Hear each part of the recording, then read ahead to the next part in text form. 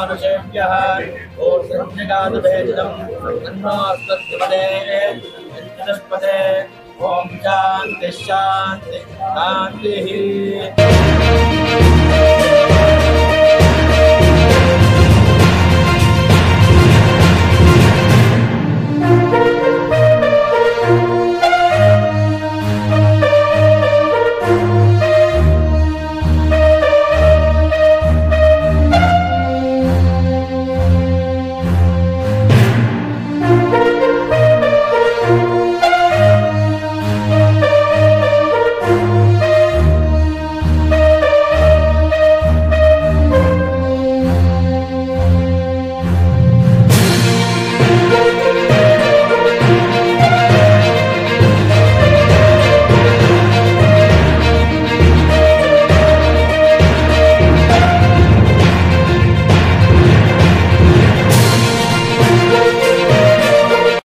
సుమారు 14,10,00,00,000 రూపాయలతో ఈరోజు పునాది రాయి వేసుకొని ఈ రోజు నుంచి పనులు మొదలవుతాయి.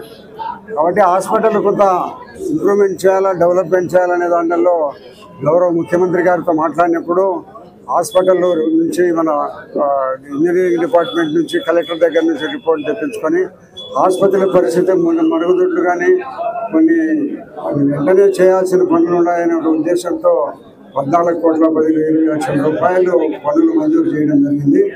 దాంట్లో భాగంగా టెండర్ అయిపోయి కొంతకాలం అయినప్పటికీ కూడా మనం వెంటనే మొదలుపెట్టి మరి త్వరగా ఈ హాస్పిటల్ చేయమని చెప్పి వారు ఇంజనీర్లను కాంట్రాక్టర్లను కోరడం జరిగింది. కాబట్టి అత్యంత త్వరలోనే మన యుద్ధ ప్రాతిపదికమైన యొక్క హాస్పిటల్ అభివృద్ధిని ఇప్పుడు కొత్తగా ఏర్పాటు చేసే వింగ్స్ని ఏర్పాటు చేయాలని, అదే మాదిరిగా మన ఆసుపత్రిలో మరుగుదొడ్లు చాలా అధ్వాన పరిస్థితులు ఉన్నాయి. వెంటనే పాత దాంట్లో ఉండబడిన మరుగుదొడ్లను వెంటనే మరమ్మతు చేసి వెంటనే పూర్తి చేయాలని. ప్రజలకు చాలా ఇబ్బందిగా ఉంది. ఒకే మరుగుదొడ్లేకి ఆడవారు మగవారు పోయే పరిస్థితులు ఉన్నాయి. కాబట్టి వెంటనే మరుగుదొడ్లను కంప్లీట్ చేసి అత్యంత త్వరగా దీన్ని తయారు చేసి ప్రజలకు అందించాల్సిందిగా కోరుకుంటూ మరి ముఖ్యమంత్రి 14,20,00,000 రూపాయలు మంజూరు చేసిన ముఖ్యమంత్రికి ధన్యవాదాలు తెలియజేస్తూ ఈ హాస్పిటల్ నిర్మాణాన్ని వెంటనే మొదలుపెట్టి చేయాల్సిందిగా కోరుతున్నాం. అంతే కదా.